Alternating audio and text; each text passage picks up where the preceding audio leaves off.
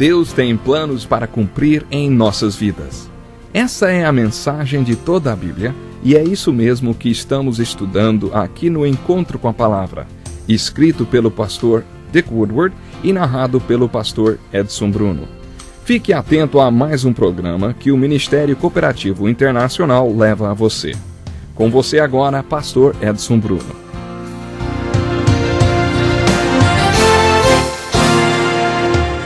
Seja muito bem-vindo ao Encontro com a Palavra. Nós estamos estudando o livro de Romanos. Hoje estamos terminando o ciclo de estudos do capítulo 4 desta carta e discutiremos a argumentação de Paulo sobre justiça. Vamos enfocar o sistema de sacrifícios do Velho Testamento. Nos tempos do Velho Testamento, quando a pessoa cometia um pecado sério, levava um cordeiro sem manchas para ser sacrificado no templo. Se o pecado não fosse muito grave, podia levar uma pomba. Se a pessoa fosse pobre, também podia levar uma pomba. Mas se a pessoa fosse rica, levava um animal do seu rebanho, um novilho. Davi era o rei e podia levar todo o rebanho para ser sacrificado se quisesse. Mas no Salmo 51 ele disse: "Não te deleitas em sacrifícios, nem te agradas em holocaustos, senão eu os traria." Os sacrifícios que agradam a Deus são um espírito quebrantado, um coração quebrantado e contrito. Um coração contrito é um coração profundamente arrependido dos seus pecados. Isto é obra de justiça. O coração contrito e arrependido agradava mais a Deus do que um novilho sacrificado. Davi teve a maravilhosa experiência do perdão descrita no Salmo 32, não porque levou sacrifícios para serem oferecidos no altar, mas porque creu, porque tinha um coração contrito. E foi por isso que Deus aliviou toda a sua culpa e o fez experimentar a bênção do perdão. Paulo fez uma interpretação inspirada do Salmo 32 e afirmou que Davi foi justificado pela fé, assim como Abraão. Ele foi declarado justo, não por causa das suas obras, mas por causa da sua fé. Nos primeiros 5 versículos do capítulo 4 de Romanos, Paulo mostrou como o princípio da fé funcionou na vida de Abraão, e nos versículos de 6 a 8, como este mesmo princípio funcionou na vida de Davi. Depois, nos versículos de 9 a 12, ele explicou como este princípio da fé funciona na vida de um judeu. Podemos perceber nesses primeiros capítulos que Paulo realmente estava pensando nos judeus quando escreveu esta carta. Nos capítulos 2 e 3, ele escreveu como se estivesse dialogando com o judeu. No capítulo 2, ele falou sobre o que o judeu considerava como base para a sua justiça, a circuncisão e a lei de Moisés. Paulo retoma estes dois assuntos no capítulo 4. No versículo 9, ele escreveu: "Destina-se esta felicidade apenas aos circuncisos ou também aos incircuncisos?" Ele se referia à bênção do perdão descrita por Davi e perguntou se esta bênção era apenas para os circuncisos ou também para os incircuncisos, porque no caso de Abraão, a fé lhe foi creditada como justiça. Quando a fé foi creditada como justiça? Quando ele era incircunciso. E ele recebeu a circuncisão como sinal da justiça pela fé. Fé que ele teve quando era incircunciso, para que fosse o pai de todos os incircuncisos que crescem. E depois foi circuncidado, tornando-se o pai da circuncisão, mas também daqueles que andam nos passos da fé. Abraão teve esta fé quando ainda era incircunciso. Paulo foi um escritor brilhante e inspirado pelo Espírito Santo. Ele escreveu que Abraão foi declarado justo pela fé, conforme Gênesis 15, verso 6. A circuncisão ocorreu apenas no capítulo 17. Entre esses 2 capítulos houve um período de 14 anos. Paulo explica que Abraão não foi declarado justo por causa da circuncisão, afinal, ele foi declarado justo 14 anos antes da circuncisão. Portanto, ele estava dizendo ao judeu que, como a circuncisão não teve nada a ver com a justificação de Abraão, também não tinha nada a ver com a justificação dos outros judeus. A circuncisão não foi a base para a justificação de Abraão, mas sim a sua fé. Paulo explica que isto aconteceu para que ele fosse o pai de todos os que creem sem circuncisão, quer dizer, os gentios. Tudo aconteceu nesta cronologia para que Abraão também fosse o pai dos circuncisos que andam nos passos da fé que ele andou quando ainda era incircunciso. No tempo do ministério de Paulo, os judeus que criam no seu ensino também ensinavam que todos, mesmo depois de crerem, tinham de se tornar judeus para serem declarados justos. Durante toda a sua vida, Paulo lutou contra esta praga que se espalhou por toda a Galácia. Eles estavam sempre onde Paulo passava e diziam às pessoas que tinham se convertido que Paulo não tinha ensinado tudo direitinho e que ainda faltavam algumas coisas, que elas tinham de ser circuncidadas, cumprir a lei e se tornarem judeus para serem salvas. Estes judeus eram uma pedra no sapato de Paulo. Paulo está dizendo justamente o oposto. A circuncisão não tem nada a ver com a justificação. Os judeus, mesmo circuncidados, devem andar nos passos da fé que foram dados por Abraão antes da circuncisão. Em outras palavras, vocês precisam ter o mesmo tipo de fé que Abraão teve para serem justificados. E os que foram justificados pela fé não precisam ser circuncidados, mas os que são circuncidados têm de ser justificados pela fé. Paulo estava se referindo ao princípio da fé na vida de um judeu. Depois, no parágrafo seguinte, dos versículos 13 a 17, Paulo desenvolve este assunto. Abraão foi declarado justo 430 anos antes da lei ser dada a Moisés. Então, a mesma argumentação que se aplicou à circuncisão aplica-se também à lei de Moisés. A lei de Moisés não tem nada a ver com a justificação. A justificação de Abraão e a justificação de um judeu dos dias de hoje ou de um gentio não tem nada a ver com a justificação de Abraão. Abraão foi declarado justo pela fé 430 anos antes da lei ser entregue para Moisés.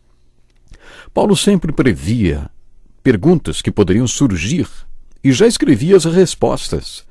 Então, para que serve a circuncisão? Ele pergunta. Paulo diz que a circuncisão é um sinal, um selo da justiça que vem pela fé. Abraão foi circuncidado como um ritual simbólico um sinal de que ele tinha sido separado e justificado. O mesmo se aplica hoje ao batismo. Ninguém é justificado porque foi batizado, mas depois de ser declarado justo através da fé em Cristo, somos batizados, professando a nossa justificação, marcando como um selo a nossa confissão de fé.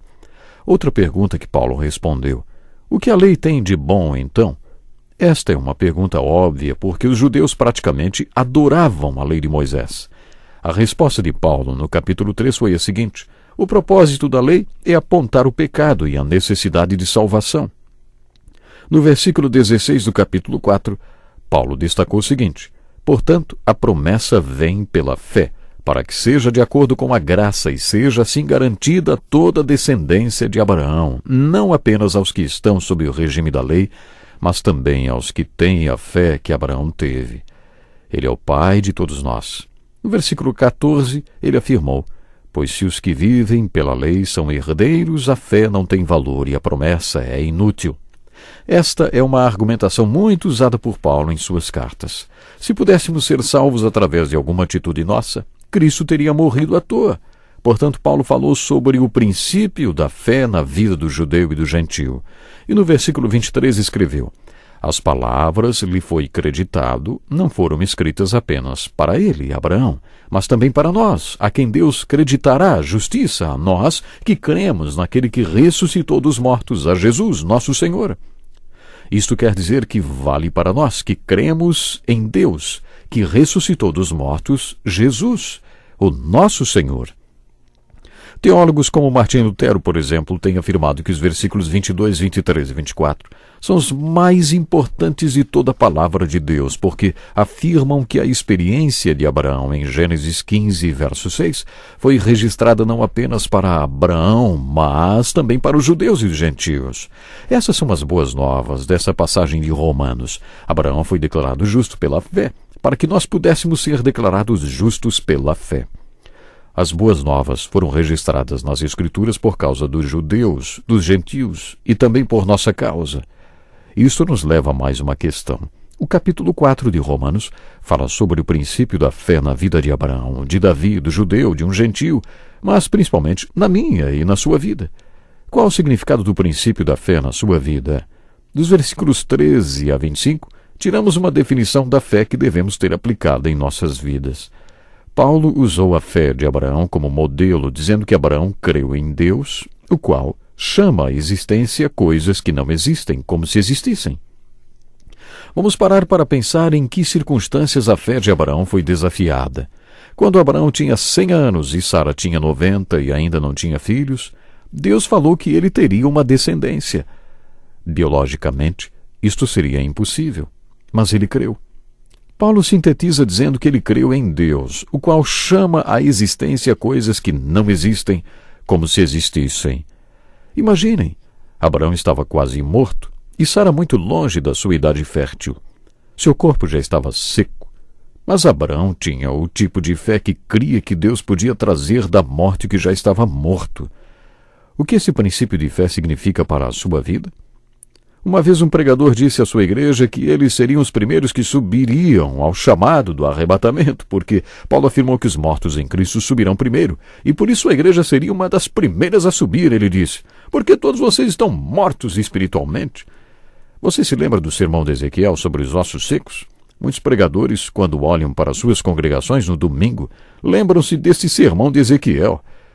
Será que dá para sair vida desses mortos vivos? Se você tiver o mesmo tipo de fé que Abraão teve, você verá vida sair de quem está morto. Deus pode tirar vida da morte. Olhe para as circunstâncias da sua vida e busque a mesma fé que Abraão teve. Se você tiver esta fé, poderá chamar as coisas que não existem à existência.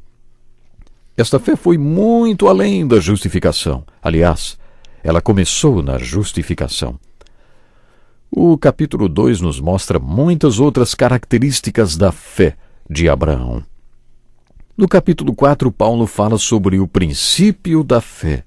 Agora ele está pronto para retomar o assunto que começou no capítulo 1, sobre a necessidade de justificação e salvação.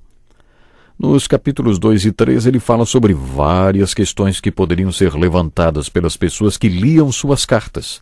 E dos versículos 21 a 31, ele escreveu a parte mais importante desse trecho, anunciando que a justificação é somente pela fé. Esta afirmação moveu Martim Lutero e causou a reforma da igreja. Abraão cria na justificação pela fé, e isto lhe foi acreditado como justiça. É assim que somos justificados e declarados justos. Se somos justificados somente pela fé, então é importante que compreendamos o que é fé. E aí entra o capítulo 4. É aí mesmo que o capítulo 4 fala sobre o princípio da fé. Meu ouvinte, o que o princípio da fé representa para você? Pense nisso. E até o próximo programa. Que lição importantíssima! Obrigado, Pastor Edson Bruno. Prezado ouvinte, coloque em prática o que você ouviu aqui. Sem dúvida, sua vida será grandemente abençoada. Este é um estudo escrito pelo Dr. Dick Woodward, na voz do Pastor Edson Bruno. Escreva-nos e solicite o material. Nosso endereço é Encontro com a Palavra, Caixa Postal 2011, CEP 89201-970, Joinville, Santa Catarina. Até o nosso próximo encontro com a Palavra.